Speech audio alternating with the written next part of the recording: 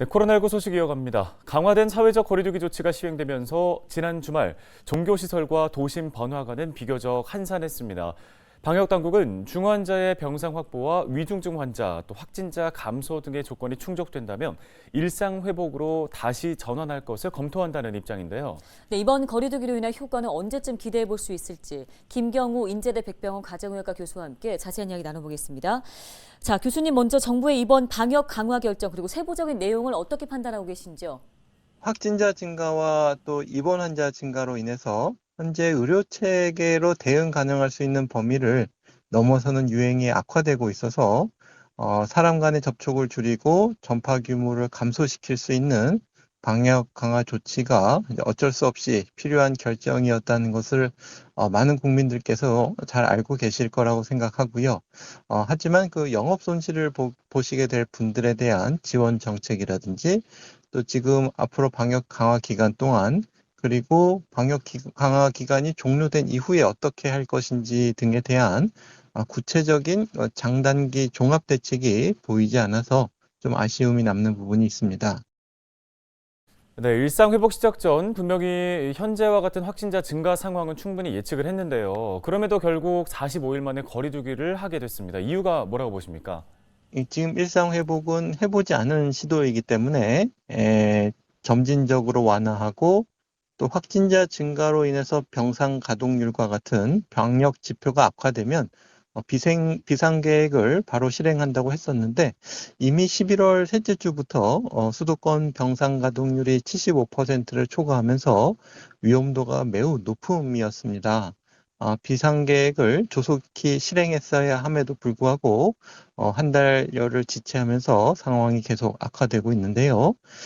방역 상황이 호전될 만한 요인이 없고 또 의료 대응 준비가 미처 부족해서 우리가 어차피 이 거리두기를 강화할 수밖에 없는 상황이라면 그나마 그래도 좀 빨리 하는 것이 이 피해와 혼란을 최소화할 수 있는 방안이었다고 생각하는데 그 부분에서 좀 방역 정책 결정 과정에서 많이 좀 아쉬움이 남는 부분이 되겠습니다. 예, 이번 이 거리두기 조치로 인한 가시적인 효과는 언제쯤 나타나게 될 것으로 전망하시는지요? 네, 확진자 증가와 또 입원 환자, 또 중환자, 또 사망자가 발생하기까지는 한 1, 2주 정도 시간 차이가 있기 때문에 우리가 1주 후에 확진자가 감소세로 들어선다고 해도 우리가 여유 병상이 늘어나기 시작하는 것은 한 2, 3주 후에 나타날 것 같고요. 그렇기 때문에 당분간은 의료 현장에서 혼란과 불편함이 지속될 것으로 보입니다. 이제 어느 만큼 빨리 그리고 많이 효과가 나타날 것인가 하는 것은 거리두기와 또 사적 모임의 자제 그리고 백신 접종과 같은 전 국민들께서 방역 정책에 어느 정도 참여해 주시느냐가 영향이 클 것 같은데요. 아직 백신을 안 맞으신 분들의 신규 접종률이나 또 소아청소년의 접종 참여도가 낮은 것이 문제로 보이고 또 조만간 오미크론의 지역 확산이 큰 변수가 될 것으로 예상됩니다. 네, 일각에서는 코로나19가 사라지지 않고 재유행을 반복하게 될 거라고 또 예측을 하고 있습니다. 장기적으로 이 방역과 일상이 공존하려면 어떤 부분이 가장 중요하다고 보시는지요?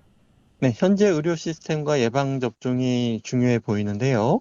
우선 대응 의료 시스템에 근본적인 변화가 필요하겠습니다. 환자 밀집도가 높고 지금 박리담의 시기에 다인실, 중환자실이나 입원실, 응급실, 투석실, 분만실이나 요양병원과 같은 상황은 코로나19뿐만 아니라 독감 바이러스나 결핵균, 또 항생제 내성 세균 같은 것들이 환자들 간에 교차 감염될 위험이 매우 높습니다.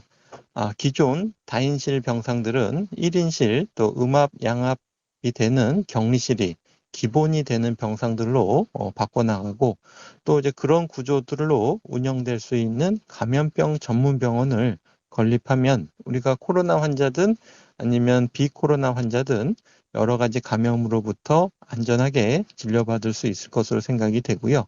이제 두 번째 예방접종의 경우에는 예방접종을 3차까지 잘 맞으시면 감염이 된다고 해도 가볍게 앓고 지나가기 때문에 특히 고위험군들께서 모두 예방접종을 맞게 되시면 확진자가 늘어나도 중증 환자가 이제 빠르게 증가하는 것을 막을 수가 있기 때문에 확진자가 늘어도 우리가 의료 대응 체계를 비교적 안정적으로 유지해 나갈 수 있는 방법이 될 것으로 생각합니다. 네, 오늘 관련 도움 말씀은 여기까지 듣겠습니다. 인제대 백병원 김경우 교수였습니다.